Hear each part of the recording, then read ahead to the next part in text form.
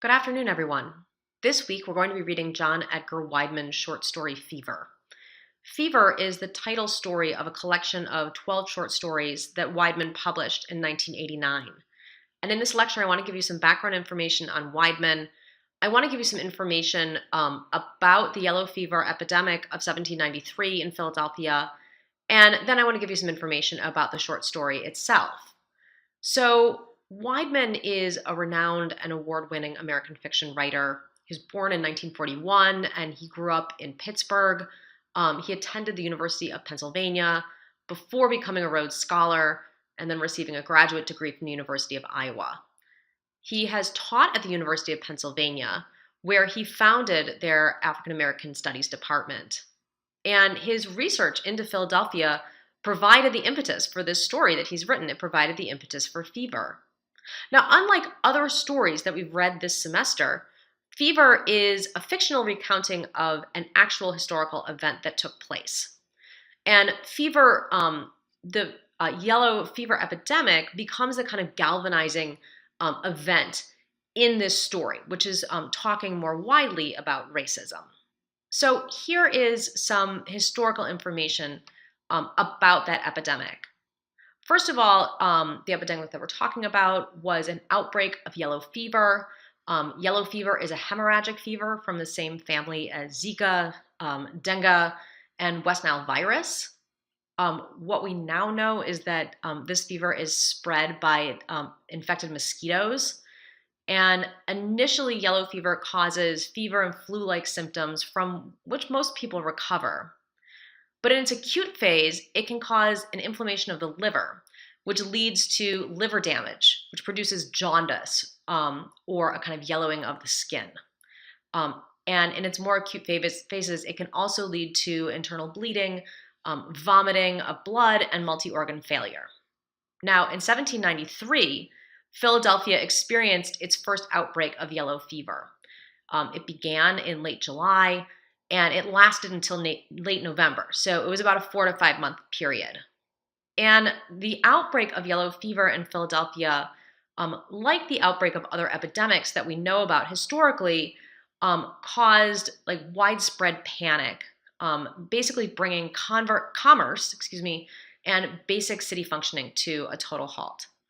The people that could afford it, who were mostly white upper middle class and upper class residents, actually fled the city, while poorer residents had to stay behind and were much more vulnerable to infection. So at this moment, Philadelphia was in fact the capital of the United States. And the U.S. was also in 1793 a slaveholding country.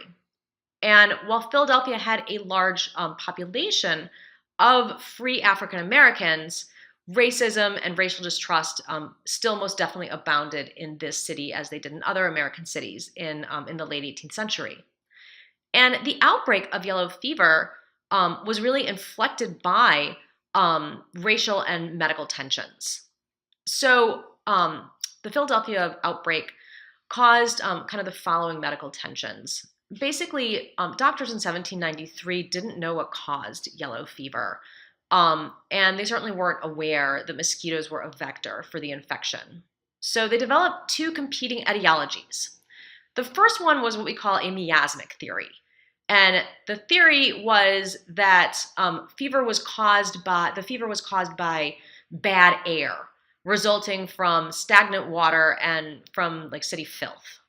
And the second theory that developed at this time as well was the importation theory, which held that the fever was caused by refugees fleeing the slave revolution in Haiti. In particular, this theory held that the yellow fever was caused by the black slaves that French Haitian slave owners were bringing with them into the U.S. This theory became somewhat dominant. It also ended up devolving as white residents moved from thinking that the fever was brought by African American slave refugees to thinking that the fever was basically caused by all African Americans within Philadelphia. So in other words, white Philadelphians began to fear that African American Philadelphians were basically the vector for yellow fever. Now, after the initial outbreak of yellow fever, white citizens began shunning black citizens. After all, because of the importation theory, they were concerned that they were the vector for the disease. However, as the epidemic spread, white people began to abandon the city in droves, and they abandoned the city in much higher numbers than African Americans. This led to a severe labor shortage, in particular, a shortage of people who could care for the dying and the dead. So at this point, civic leaders revised their claims about the relationship between African American residents and yellow fever. What they now began to say was that African Americans were not the source of disease, they were actually immune to the disease. And so these civic leaders began to encourage African Americans to care for white people who were stricken with the yellow fever. And what we know is that African American members of the community stepped up. That's exactly what they did. Now, the effort in community care was largely organized by Absalom Jones and Richard Allen, who were two prominent members of the African American community in Philadelphia. And they encouraged African American community members to serve as gravediggers, as carters of the dead and dying, that is, someone who could move the dead or dying from one location to another. They encouraged them to serve as nurses, and then they also encouraged them to serve as what we might today call kind of physician's assistants. Now, the hope of Jones and Allen was that by serving the public, African Americans would be accepted within the Philadelphia community as kind of fully enfranchised and valuable members. But once the epidemic of yellow fever was over, Philadelphians instead turned their backs on African Americans, accusing African Americans of negligence and abuse. In particular, a writer named Matthew Carey printed a blistering attack on African American caretakers. In other words, what happened was that Carey revised the history of African American caretaking in this epidemic in order to misrepresent the heroism of Black citizens. And he basically painted them as aggressors in the outbreak. And his writing prompted a response from Jones and Allen.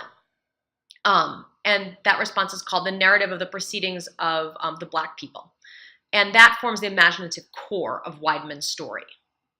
So fever is basically a kind of racialized response. It's a kind of revising of the history of this outbreak. So Wideman's story, in essence, uses the 1793 outbreak as both an event and also as a metaphor for thinking about the persistence of racism in the U.S. He calls attention to the fact that African Americans were largely left behind during the epidemic.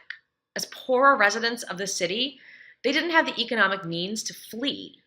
And once they got sick, they didn't have the economic means to hire physicians to take care of them. Moreover, members of their own community were already busy caring for other residents within the city, which meant that they weren't sort of available to take care of them. And one of the effects of this is that large numbers of African American residents in Philadelphia died of yellow fever. But Wideman also calls attention to just the distrust and exploitation of Black Philadelphians by white Philadelphians, even as these African Americans served as caretakers for their neighbors. And so by doing this, Wideman reveals that racial distrust on the part of white Philadelphians, that is on the part of white people, prevents these residents from recognizing their common humanity with their African American neighbors. In other words, what he's trying to show is that beneath all external appearances, all members of Philadelphia have the same anatomy and the same vulnerabilities to disease. Now, fever is a difficult and a very complex text. It took me a couple of times of reading it and rereading it before I really felt like I had a good handle on it. So I think that one of the reasons why this text is so complicated is because there's multiple narrators. The story actually begins with the author himself, And it moves then into the voice of an African-American slave being held on a slave ship. It then moves into a number of other unnamed voices from various caretakers and victims of yellow fever. But in addition to these narrative voices, it also weaves in accounts from autopsies as bodies are sort of dissected and measured, and it weaves in accounts from medical books as well. But then one of the voices that we hear most often is actually the voice of Alan himself, as he cares for the dead and the dying. But in addition to multiple voices, another complexity within this text is that we're moving back and forth in time. So essentially, we begin with the author, like in the first passage, in the modern era. He's looking out the window from his study, and he's trying to figure out how he can tell this story of something that occurred a couple of hundred years ago. Then we move back in time, and we hear the voices of people who are experiencing this outbreak, either as invalids or as caretakers. And then Wideman moves back to the modern era, and he ends the story with the voice of a modern-day Black worker at a nursing home who feels quite disengaged from his labor. The narrator then discusses a fire that took place in the 1980s, which killed several African-American residents.